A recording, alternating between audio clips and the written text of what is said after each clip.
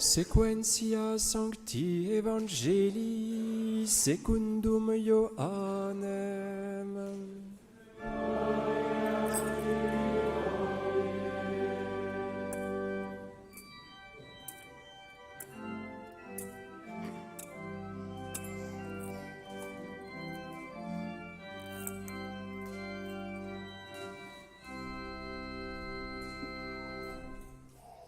En ce temps-là, les Juifs envoyèrent de Jérusalem des prêtres et des Lévites auprès de Jean pour lui demander « Qui es-tu » Il reconnut, il ne nia pas, il reconnut « Je ne suis pas le Messie ».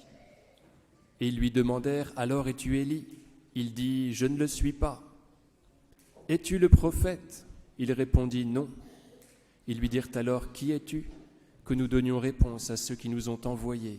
« Que dis-tu de toi » Il dit « Je suis la voix de celui qui crie dans le désert, redressez le chemin du Seigneur, comme a dit le prophète Isaïe. » Or, parmi les envoyés, il y avait des pharisiens. Ils l'interrogèrent et lui dirent « Alors pourquoi baptises-tu si tu n'es ni le Messie, ni Élie, ni le prophète ?» Jean leur répondit « Moi je baptise dans l'eau, mais au milieu de vous se tient celui que vous ne connaissez pas. Lui qui, venu derrière moi, est maintenant devant moi. Et je ne suis pas digne de dénouer la courroie de sa sandale. » Cela est arrivé à Béthanie, au-delà du Jourdain, où Jean baptisait.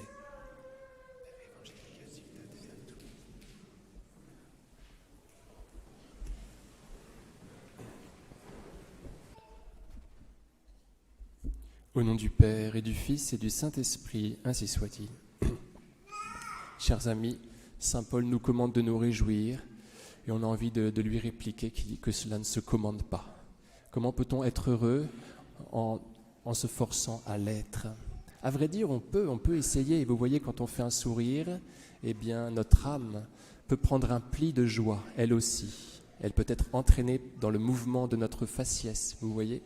Mais il faut bien avouer que cela n'est pas toujours simple, alors que je crois que dans cette exhortation de saint Paul, « Soyez toujours joyeux dans le Seigneur », nous avons la clé de cette réjouissance forcée dans ce groupe nominal-là, dans le Seigneur. C'est la clé de la réjouissance. Soyez toujours joyeux dans le Seigneur. Voilà comment vous pouvez l'être en étant à l'intérieur du Seigneur. La Vierge Marie, dans le Magnificat, « Exulte mon esprit en Dieu, mon Sauveur ». Chers amis, c'est quand nous sommes en état de grâce que nous sommes heureux. Il n'y a pas d'autre façon de l'être. Il faut que nous soyons à l'intérieur de Dieu, à l'intérieur de ses commandements. Et là, nous sommes heureux.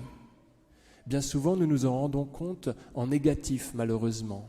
On est tellement confortable que tout va bien. Vous savez qu'on s'habitue au confort de la présence de Dieu. C'est le frère du prodigue, vous savez, qui boude la fête organisée pour le retour de son frère. À l'occasion du retour de son frère, son papa est obligé de venir à la rencontre et de lui dire « Tout ce qui est à moi est à toi. Tu es en état de grâce, tu n'es jamais sorti de la maison, mais puise en moi, sinon tu pourrais très bien rester malheureux. » Donc vous voyez, chers amis, il faut non seulement que nous soyons à l'intérieur de Dieu, mais il faut que Dieu soit à l'intérieur de nous pour que nous puissions être réjouis. Il faut les deux à la fois. C'est l'évangile de Jean 15, de la vigne. « Si vous demeurez en moi et que mes paroles demeurent en vous, demandez tout ce que vous voudrez et vous l'aurez. » Parce que sinon on est malheureux même à l'intérieur de Dieu. Être à l'intérieur de Dieu, c'est une condition sine qua non pour être heureux, mais ce n'est pas une condition suffisante. Encore faut-il que Dieu nous habite. Par contre, quand on est à l'extérieur de Dieu, aucune chance d'être heureux. Par exemple, Bartimée, vous savez, l'aveugle qui est au bord du chemin, qui mendie sa nourriture. Il est profondément malheureux, il crie sa détresse. Pourquoi ? Parce qu'il est hors du chemin. Souvenez-vous de ce que Jésus a dit, « Je suis le chemin, la vérité, la vie ». Bartimée est en dehors du Christ, et c'est pour ça qu'il est malheureux, il n'est pas en état de grâce. Le prodigue, il souffre la faim, parce qu'il s'est éloigné de son père. Et le jeune homme riche, il commence de dire « bonjour tristesse », alors qu'il s'éloigne du Christ. Vous voyez, quand on s'éloigne de Dieu, on ne peut pas être heureux. Comme dit sainte Thérèse des Andes, une petite carmélite morte à 19 ans, figurez-vous, Dieu est joie infinie. Dieu est joie infinie. Et Mère Teresa dit que la joie est le signe de l'union à Dieu. Et le curé d'Ars dit que dans l'âme unie à Dieu, c'est toujours le printemps, etc. Les saints nous parlent de la joie qui provient de Dieu. Alors, pour pouvoir être heureux, il faut être en Dieu, et puis ensuite, il faut que Dieu nous habite. Je pense encore à Saint Hubert, que nous fêtons en grande pompe aujourd'hui. Saint Hubert, lui aussi, dans sa vie mondaine, était à l'extérieur de Dieu. Il souffrait considérablement de l'être. Il était parti tout seul chasser un vendredi saint, vous savez. Donc il n'avait pas la conscience très tranquille. Quand on tourne autour du pot, quand on tourne autour de Dieu, sans jamais rentrer en lui, on est très inconfortable. Quand on rentre en lui, peut-être qu'il faut un effort pour le faire. À ce moment-là, on se repose. Et donc Hubert s'épuisait, il était parti, vous voyez, comme ça, en boudant, chasser un vendredi saint. Et le Seigneur lui était apparu. Il s'était mis dans la peau d'un animal, puisque Hubert adorait les animaux. Il avait bien fallu que Dieu se mette dans un cerf. Il ne s'était pas mis dans n'importe quel animal. Et il lui avait parlé par la bouche du cerf. Il lui avait dit, ça ne va pas la tête de chasser comme ça un tel jour où on honore ma croix. Alors ce cerf avait une croix entre les cerfs, plantée entre ses cerfs.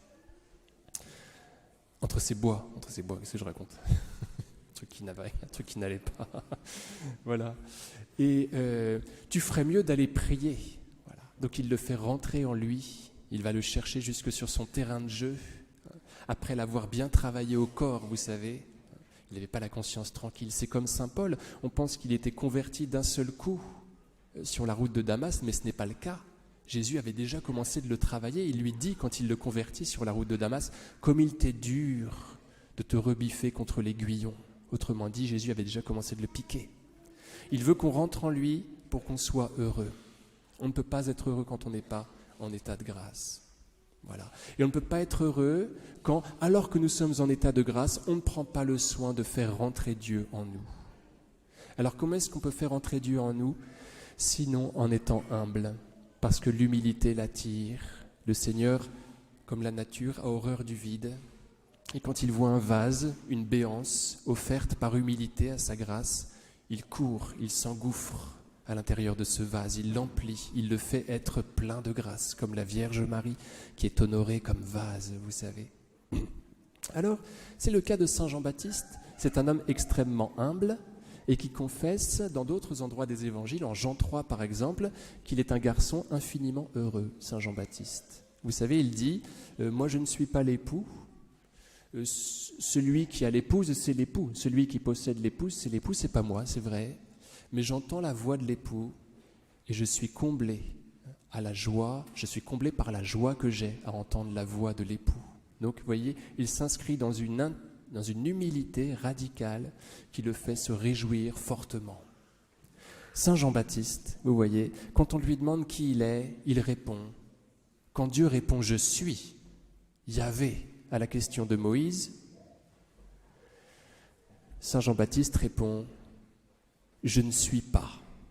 Voyez. Il répond « Je ne suis pas ». C'est comme ça qu'il décline son identité. Ensuite, il va dire qu'il n'est qu'une lampe. Vous savez que la lampe, une fois qu'elle a rempli son office, avant il dit qu'il n'est qu'une voix.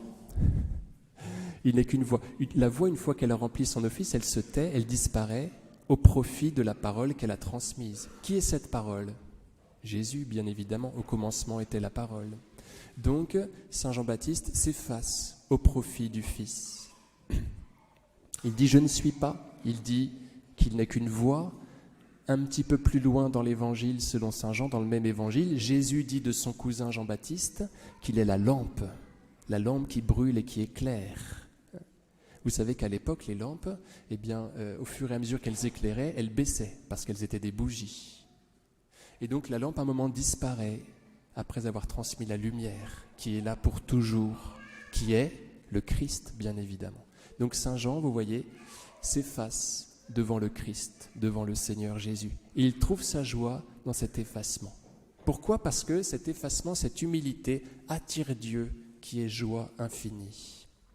Dans l'Épître, après que saint Paul a donné son commandement de joie, il dit que votre sérénité soit remarquée de tous les hommes. Et je ne sais pas pourquoi on a traduit ça comme cela. Vous voyez, c'est par commodité, on s'est dit que ça s'arrangeait mieux de cette façon.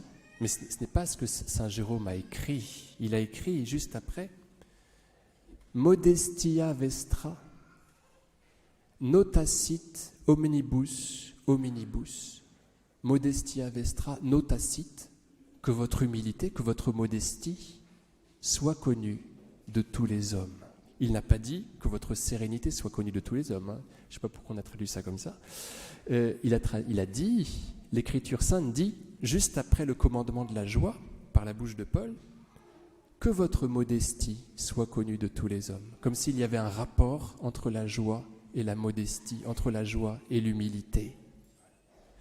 Vous noterez au passage que saint Paul fait certainement un petit peu d'humour, parce que, vous voyez, il y a quelque chose de paradoxal dans cette invitation. Que votre humilité soit connue de tous les hommes. C'est bizarre. Hein. Si je m'emploie à faire connaître mon humilité, il n'y en a plus de cette humilité. Donc certainement qu'il est drôle là. Et le contexte corrobore cette possibilité, hein, puisqu'il commande la joie. Que votre joie soit connue de tous les hommes. Pour être joyeux, soyez humble au point que tout le monde le sache. Vous voyez, je pense qu'il fait une blague à cet endroit. Alors, chers amis, n'ayons pas peur de perdre notre place, d'être petits, de nous effacer, parce qu'à ce moment-là, le Seigneur vient, nous réjouit profondément, au nom du Père et du Fils et du Saint-Esprit, ainsi soit-il.